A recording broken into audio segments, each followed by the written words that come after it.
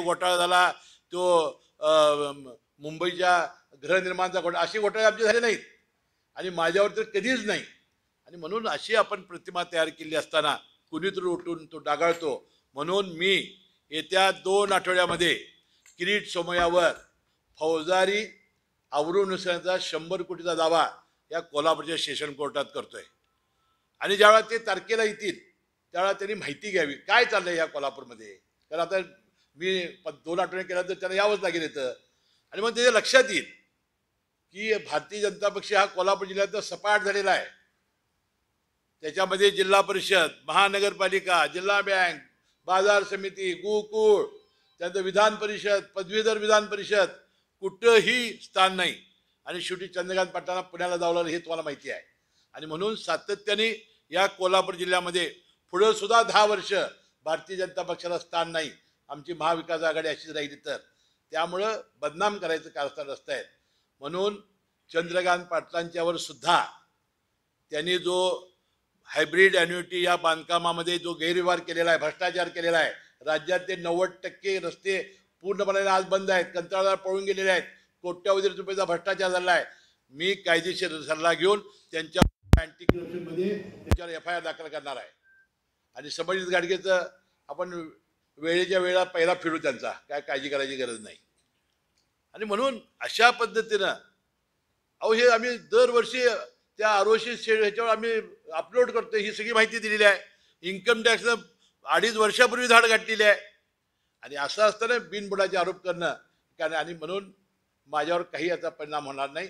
कारण जनता मी किरीट सोमय्याला अनेक सांगणार आहे ज्यावेळा ती येतील त्यांनी जर परवानगी घेतली CBची तर मला परत आमच्या कारखान्याचं एक्सपान्शन करायचं आहे. 100 कोटी लागणार आहेत. मला 10,000 टनाचा कारखाना करायचा आहे.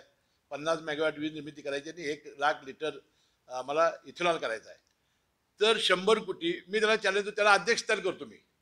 आणि 15 दिवसात 50 कोटी रुपये लोक हातानं त्यांच्या आणून देतील आणि 3 महिन्यात 100 कोटी मी जमवतो. म्हणजे एवढा विश्वास लोकांचा आपण संपादन केलेला आहे. आणि आपण काय करतोय त्याला महिन्याला 5 किलो साखर सवलतीच्या दराने देतोय. आणि आपण या लोकांच्या प्रेमापोटी, लोकांच्या शेतकऱ्यांच्या ऊसाच्या साठी, कामगारांच्यासाठी, बेरोजगार कमी करण्यासाठी हा आपण कारखाना तयार केलेला आहे. आणि फार मोठं आमच्या सहकार्य शेतकऱ्यांनी केलेलं आहे. लोकांचं सहकार्य, कार्यकर्ते, जीवाभावाचे लोक आम्ही तयार केलेले आहेत. आणि म्हणून ही परिस्थिती आज आपली कोल्हापूर जिल्ह्यामध्ये तयार झालेली आहे. आणि म्हणून आपल्याला माहिती आहे की अनेक दिवस सगळ्या प्रसारमाध्यमांना मी सातत्याने सांगत होतो की माझ्या पक्षाच्या विरुद्ध, माझे नेते पवारसाहेबांच्या विरुद्ध आणि विशेषतः या केंद्रीय संस्था ज्या पद्धतीने त्याचा वापर केला जातो याबद्दल स्पष्ट अनेक दिवस मी माझी प्रतिक्रिया देत होतो. आणि मला माहिती होतं कधी ना कधीतरी अशा प्रकारचे बिनबुडाचे खोटे आरोप केले जातील. आताच किरीट सोमय्या यांनी पत्रकार परिषद घेऊन माझ्यावर 127 कोटी काहीतरी घोटाळ्याचा आरोप केला. त्याबद्दल मी मनापासून पहिल्यांदा त्यांचा तीव्र निषेध करतो. आणि मला त्यांची असलेल्या CAच्या या पदवीबद्दल शंका यायला लागलेली आहे. कारण ही जी आज कागदपत्र त्यांनी दाखवली ही ROC साईटला म्हणजे रजिस्ट्रेशन ऑफ कंपनीज या साईटवर ही सगळी उपलब्ध आहेत अनेक वर्षापासून. आम्ही ती अपलोड करतोय. जर खोटं असतं तर आम्ही दडवू शकलो असतो. दुसरं असं की निवडणुकीमध्ये सुद्धा आपण ॲफिडेविट देत असतो, त्याची कागदपत्रे उपलब्ध असतात. त्यामुळे नव्यानं काहीतरी यांनी केलं असं भीमदेवी थाटात जे त्यांनी आरोप केले वास्तविक ते अतिशय बिनबुडाचे, तथ्यहीन आहेत. आपल्याला माहिती आहे की विधानसभेच्या निवडणुकीच्या आधीच म्हणजे जवळजवळ 2-2.25 वर्षापूर्वी माझ्या घरावर धाड टाकली. माझ्या सर्व या कारखान्या सरसेनापती संताजी घोरपडे कारखान्यावर जेवढी निवासस्थानं आहेत त्या सगळ्यावर धाडी टाकल्या. त्यांना तिथं काहीही आढळलं नाही. तुम्ही त्यावेळा प्रसारमाध्यमांनी बातम्या दिल्या होत्या की त्यामध्ये दवाखान्याची पत्र, संजय गांधीची पत्र मिळाली. आणि कारखान्यामध्ये जे त्यांना ऑब्जेक्शन होते इन्कम टॅक्सला त्याबद्दल आता 2.5 वर्ष झाली. त्याबद्दल रिसर्च ते न्यायप्रविष्ट आहे. त्याबद्दल सगळी उत्तरं आम्ही दिलेली आहेत. आता मला सांगा 2.5 वर्ष झाली धाड टाकून त्याच्याबद्दल काही अजून कारवाई झालेली नाही. आणि आता किरीट सोमय्या उठून ही बिननामी आहे, मनी लॉन्ड्रिंग आहे, कुठून शोध लावला याने? कदाचित किरीट सोमय्या ह्या बिचाराला काय माहिती नसावं.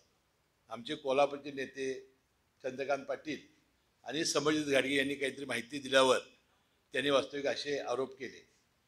वास्तविक त्यांनी येऊन माहिती घ्यायला पाहिजे होती कागलला, कोल्हापूरला. ते जर आले असते तर त्यांना स्पष्टपणाने कळालं असतं की हे खरं काय. मी किरीट सोमय्यांना सांगू इच्छितो, जवळजवळ हजारो शेतकऱ्यांनी याच्यामध्ये पैसे गुंतवलेले आहेत ना. हे सरकार, महाविकास आघाडी सरकार त्यांना अस्थिर करायचं आहे. सातत्याने जे आम्ही आघाडीच्या काळात आमच्यावर सारखे आरोप करून आपण लोकमानस एक परसेप्शन असतं ते बदलण्याचा प्रयत्न करतायत. तरी अशामुळे ते परसेप्शन बदलणार नाही. अशामुळे लोकांचे चीड येईल आणि मला वाटतं भाजप भुईसपाट होईल. 2-2 संस्था कशा तपासणी करतील? एकदा हे केलं नाही इन्कम टॅक्सनं 2 वर्षापूर्वी. तो चेअरमन आहे ना त्यात. कोण असणार तो चेअरमन आहे. नवीद मुश्रीफ या बँक कारखान्याचे चेअरमन आहे, मी नाही चेअरमन.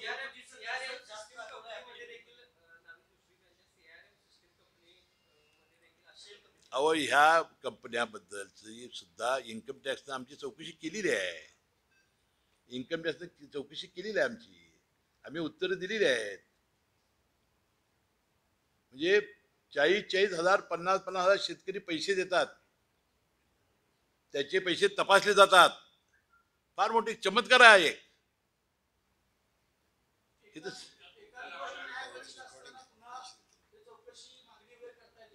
नाही, न्यायप्रविष्टी असताना आरोप करता येते. बघा, आरोप करायला काय तसं करता येईल ना, ते न्यायप्रविष्टीच आहे ना बाप.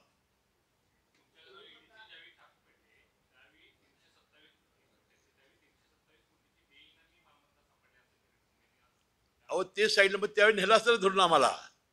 एवढी बेनामी मिळाली असती तर. हा नाही, ते तसा आरोपच नाही ना. घरात काय मिळालंच नाही. त्यांचा उद्देश होता की बाबा निवडणुकीच्या पूर्वी काय हसन मिशन कॅश आणली असेल सगळ्या जिल्ह्याच्या उमेदवारांनी द्यायला, ती पकडावी म्हणून तर त्यांनी तो धाड गाठली. ती मिळाली त्यांना ऑपरेशनची कागदं, संजय गांधी निराधारची कागदं, ते काहीच मिळालं नाही त्याला. आणि कारखान्याची शेवटी एवढा मोठा व्यवहार असताना त्याच्या एंट्रीज असतात, काय तर असतं. ते आरओशीला आपण हे करत असतो, बँकेतनं कर्ज घेतले असतात, ते आरओशीला आपण अपलोड करत असतो. ते कोणी मिळतो? तुम्ही आता केलं की तुम्हाला सगळं 5,000 पानं मिळतील. लावता का लगेच काम? आता 100 रुपये भरायचे आणि हा गट्टा तो गट्टा. म्हणजे मला त्यांच्या सीएच्या पदाबद्दल शंका आहे. ते बिचारायला काय माहिती नाही. त्याला काय मी दोष देत नाही, काय बिचारा माहितीच नाही. फक्त ह्या कामासाठी ठेवलं, ते प्रामाणिकपणानं भारतीय जनता पक्षाचं काम करायचं ही भूमिका त्याची आहे. पण त्यामुळे भारतीय जनता पक्ष किती बदनाम होतोय, लोकांच्या संतापाची किती लाट येते, सामान्य माणसावर याचा काय परिणाम होतो, ती त्यांनी चिंता केली नाही. त्यांनी कोल्हापूरला येऊन 8 दिवस राहावं आणि मग बघितल्यानंतर त्यांचं मत परिवर्तन होईल की आपण ते आरओशी सेंटरवर ते अपलोड 100 रुपये भरले की सगळी कागद मिळतात. तुम्हाला सुद्धा मिळतात, त्या मोबाईलवरनं सुद्धा आता काढता येतील तुम्हाला.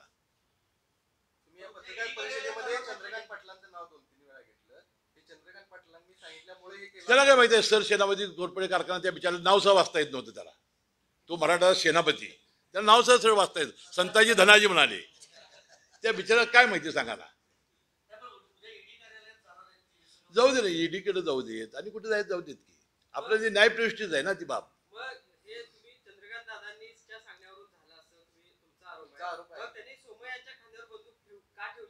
धाडच पाहिजे ना त्याला, धाडच पाहिजे ना इथं बोलण्याचं, हिंमत.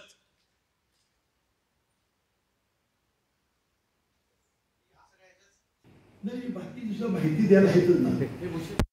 त्यांचे कार्यकर्ते 2 दिवसापासून राजकीय आवाजात चर्चा करत होते. आज किरीट सोमय्या मुश्रीफ अंजर बोलणार आहेत म्हणून मी काल तुम्हाला निरोप दिले होते. काल संध्याकाळी तुम्हाला निरोप दिले होते मी. मला हे कागल कनेक्शन होतं ना माझं. आणि ज्या वेळेला की नाही चंद्रकांत पाटलांना आपले कार्यकर्ते भेटायला जायचे त्यांचे, आणि त्यावेळेला माझा आणि त्यांचा कलकीतुरा सारखा सुरू असायचा. त्यावेळेला त्याला काहीतरी मी त्यांना बोललो की ते म्हणायचे, अरे किरीट सोमय्याला लाव, कुठेपर्यंत झाली मुश्रीफाची केस. ते मुक्त विद्यापीठ आहे, ते तोंडानं बोलून जातात.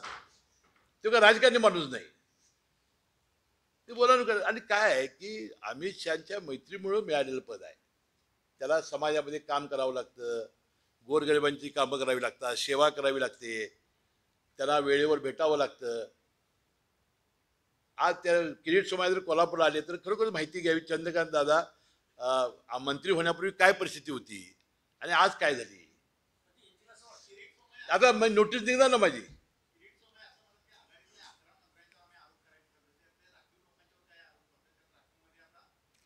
राखीव म्हणजे हे त्यांना वाचताना सुद्धा इतका त्यांच्यावर काय तुम्ही बघितलं असाल आत्मविश्वास. मला वाटतं कुठे एका पेपरनं विचारलं अहो हेच मुद्दे काय इन्कम टॅक्स हो ते आता निघेल की हे निघेल की ते निघेल की म्हणजे वास्तविक त्यांचा जो चेहरा इतका हे नव्हता की आपण काहीतरी खोटं करतोय हे त्यांच्या चेहऱ्यावर जाणवत होतं. हे चुकीचं व्हायलंय, आपण चुकीचे आरोप करावलोय झालेले आहे. आणि म्हणून चंद्रकांत पाटलांच्यावर या बांधकाम विभागामध्ये असताना महसूलमध्ये अनेक असतीलच. आता एकदा अँटी करप्शनची चौकशी झाल्यानंतर ते सगळं बाहेर पडेलच. आणि म्हणून आपण कोणत्याही परिस्थितीमध्ये आपण किरीट सोमय्याला मी सांगतो अजूनही माहिती घ्या. तुम्ही काय कुठं तक्रारी करायची ते करा, मला काय त्याच्याशी देणं घेणं नाही. परंतु विनाकारण भारतीय जनता पक्षाची प्रतिमा मलिन होईल असं वक्तव्य आपण करू नका. गेल्या कोल्हापूर जिल्ह्यामध्ये 2 महिन्यापूर्वी आधी विधानसभेच्या निवडणुकीमध्ये माझ्यावर रेड टाकली. त्याचा परिणाम माझ्या रेड टाकल्यामुळे मी म्हणणार नाही ते एक कारण, परंतु कोल्हापूर जिल्हा साफ झाला, 0. लोकांच्या गोरगरीब आणि सामान्य माणसात फार संताप आणि चीड येत असते अशा घटनेमुळं. आणि म्हणून या केंद्रीय संस्था आणीबाणी काळात तेच घडलं. लोकांना ज्या ज्या त्रास देतो लोक असे चवताळून येतात. आणि मला वाटते येणाऱ्या या भारतीय जनता पक्षाच्या पराभवाला किरीट सोमय्या हेच जबाबदार ठरतील. आणि ज्यावेळेला पुन्हा महाविकास आघाडी सत्ता येईल त्यावेळेला किरीट सोमय्याला मी त्यांच्या निवासस्थानी जवळ हार घालीन. सोमय्यांच्या नंतर तालुक्यात आणि जिल्ह्यात एक उद्रेक काही ठिकाणी निर्माण झालेला आहे. काय झाले लोक त्या किरीट सोमय्याला विचारायचं काही माहिती नाही म्हणून त्यांचे पुतळे जाळणे वगैरे आमच्या लोकांनी काही करू नये. आपण कायदेशीर लढाई लढतोय. 2-2.5 वर्षापूर्वी आपल्याला छापा पडलेला आहे, रेड झालेली आहे, घरात काय मिळालेलं नाही. आपल्या जे कारखान्याचे त्याची माहिती आम्ही सगळी दिलेली आहे, ती न्यायप्रविष्ट आहे. त्या बिचाराचं पुतळं जाळणं त्याचा निषेध करणं असं करू नका. त्या बिचाराला माहितीच नाही हो, तुम्ही दोष कशाला देता.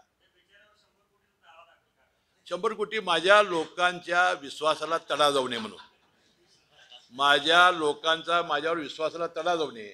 तर हसन मुश्रीफने 7 अब्रुनुसेन दावे दाखल केले ज्याच्यावर असे आरोप झाले. यावेळी जर केला नाही तर घाबरला म्हणतील. म्हणून 100 कोटीचा दावा हा फौजदारी होणारच, त्याला करावं लागेल. आता नोटीस त्यांचं म्हणणं जबाब चालू आहे. नाही यापूर्वीची 59 तुम्ही छापणीचं नाव सगळ्यांची आता प्रोसिजर नेमकी काय चालू आहे. आता एक शेवटच्या टप्प्यात आहे. राजेश क्षीरसागरची होती त्यावेळा राजेश क्षीरसागरने माझी दिलगिरी व्यक्त केली, तो आपण मागे घेतला. आता एक माझे आमदार सज्जबा गांधी आहेत, आता ते आमचे मित्र झालेले आहेत. तर एक शिवसेनेचे 2 आजऱ्याच्या तंगडीच्या वेळेलाही झालेलं होतं. असे अनेक चंद्रकांत पाटलांच्यावर चालू आहे अजून केस. हे पण मित्र नाही काय आहे अमित शहाच्या मैत्रीमुळं ते 12 वर्ष होती त्यामुळे मिळालेलं पद आहे. मी एकदा त्याला म्हणालो त्याला लई नशीब म्हणतो. ते म्हणाले ते कसं जर एकदा 12 वर्ष एक नेत्याच्या सहवासात जाऊन जर संन्यासी म्हणून त्यांची आहे ती आदेशाची तसं केलं तर एवढं मिळते ते मला अधिकार असतं तर मी हे केलं असतं. म्हणजे बांधकाम खातं, त्यानंतर महसूल खातं, त्यानंतर सरकार खातं, नंतर अध्यक्ष 2 नंबरचं मी केलं असतं. त्याला विचारलं भाग्यवान मानतो मला आधी विचारलं.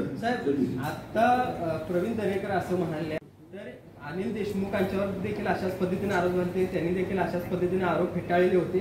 आता अनिल देशमुख कुठे आहेत हे राष्ट्रवादीने जाहीर करावं. प्रवीण दरेकरांनी शांत राहावं, त्यांनी जरा संयम पाळावा एवढंच सांगतो मी त्यांना. त्यांनी संयम पाळावा, फार बोलू नये. प्रवीण दरेकर नाविद मुश्रीफ साहेबांचं ज्या कंपनीशी कनेक्टिव्हिटी जोडली जाते ती नेमकी कंपनी कुणाची आणि त्यांचा काही संबंध आहे काय. कर्ज घेतलेलं आहे एका कंपनीकडून, ती कंपनी बंद झाली असं त्यांनी दावा केला. 12 साली कर्ज घेतलेलं आहे का 13 ती बंद झाल्या 200 शेवटी व्याजाने कर्ज घेणं हा जर एखाद्या याचा असेल आणि आपल्याला पैशाची गरज असेल ती घेतली तर जो देणारा माणूस आहे त्याच्यावरती कारवाई होईल ना. काय व्हायची आम्ही जर चेक न घेतले असते तर ते म्हणतात की नोटा दिल्या आणि चेक घेतला असं होतं कधी. आम्हाला पैशाची गरज आम्ही नोटा देणार उद्या, पण नोटा कोणाकडे आहे? नोटा दादाकडे, आमच्याकडे काय? अहो या 17 वर्षात जरा डाग सुद्धा लागला नाही आपल्याला, चर्चा नाही, दबक्या आवाजात सुद्धा चर्चा आली नाही.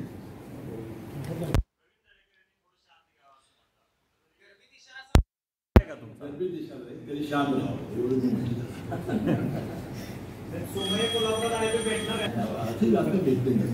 परंतु ते जर माझ्याकडे मी सांगितलं सीबीसी परवानगी काढून ते जर आले तर मला 100 कोटी लागणार आहेत की मी त्यांना 3 महिन्यात गोळा करून त्यांच्या हस्ते मी देतो. मैंने जो आरोप किया है वो तथ्यहीन है, उसे कुछ ही पुरावा नहीं है, इसलिए उनके ऊपर मैं 100 करोड़ का अबरू नुकसान का फौजदारी दावा 2 हफ्ते में कोल्हापुर के डिस्ट्रिक्ट कोर्ट में करने वाला हूँ.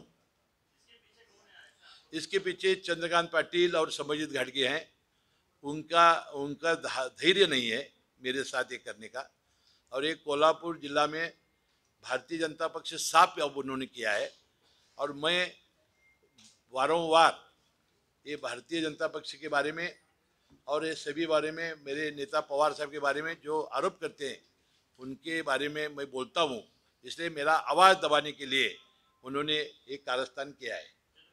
जो बांधकाम मंत्री थे उन्होंने हाइब्रिड एन्युटी जो रस्ते प्रकल्प था उसमें करोड़ों रुपए का भ्रष्टाचार किया है. मैं लीगल से बात करके उनके पर एफआईआर दाखिल करने वाला हूँ. मुद्दई बुरा लाख चाहे तो क्या होता है, वही होता है मंजूर खुदा होता है. 2011 काहीतरी आम्ही क्रांती दिवशी हा कारखान्याचे शेष गोळा करायला निघालो. याचा इतिहास तुम्हाला माहिती आहे की छत्रपती शाहू कारखान्यामध्ये आपण त्यांच्या उभारणीमध्ये आपलं योगदान होतं, हमीदोडा कारखान्यामध्ये योगदान होतं. काही आपले मतभेद झाले, विक्रमशिव राजेंच्यावर झाले, मंडिक साहेबांच्यावर झाले आणि आम्हाला तिथून राजकीय बदल व्हायला लागला. आणि मग आमच्या सगळ्या कार्यकर्त्यांना शेतकऱ्यांना आपला कारखाना पाहिजे म्हणून आपण कारखाना काढायला घेतला. त्यावेळी सरकारनं सहकारी कारखानदारी बंद केली होती, रजिस्ट्रेशन बंद केलं होतं, भाग भांडवल बंद केलं होतं. म्हणून आपल्याला पब्लिक लिमिट हा कारखाना काढावा लागला. ज्या दिवशी आम्ही लायसन्स मिळवलं आणि आव्हान केलं त्या दिवशी किती रुपये जमावे? 17 कोटी एका दिवशी. 4 दिवस HDFC bank, axis bank, bank of Maharashtra, Dena bank यांचे नोट काउंटिंग करणारी मशीन घेऊन लोक 4 दिवस नोटा मोजत होते. कारण आमच्या बाया बापऱ्याने, आमच्या शेतकऱ्यांनी 5 रुपयाच्या, 10 रुपयाच्या, 50 रुपयाच्या नोटा आणलेल्या होत्या. आणि मग हजारो लोकांनी पैसे दिल्यानंतर त्याची सुद्धा कोल्हापूरच्या इन्कम टॅक्समध्ये तपासणी झाली या तक्रारीवरनं. आणि रँडमली हजारो शेतकऱ्यांची त्यांनी चौकशी केली, नोटिसा काढून बँकेची पासबुकं मागवली. त्या खात्यात त्याविषयी पैसे होते काय बघितलं, म्हणजे हसन मुश्रीफनं देऊन तरी हे पैसे आले आहेत काय असा केला आणि त्याला आश्चर्याचा धक्का बसला. त्याच्यानंतर सुद्धा आपल्याला हे पैसे आले.